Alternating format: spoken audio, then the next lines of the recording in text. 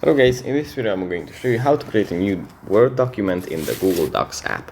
But before that, don't forget to subscribe, leave a comment down below, because at 10,000 subscribers I'm going to show you my whole YouTube revenue statistics and growth strategy. So without further ado, let's just jump right into it. First we have to open up the Docs app.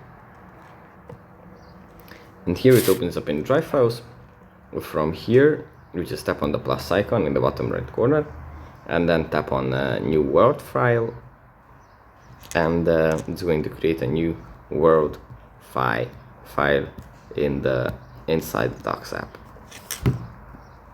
And yeah, we can edit it, and we can do everything else with the document that we can do in Word.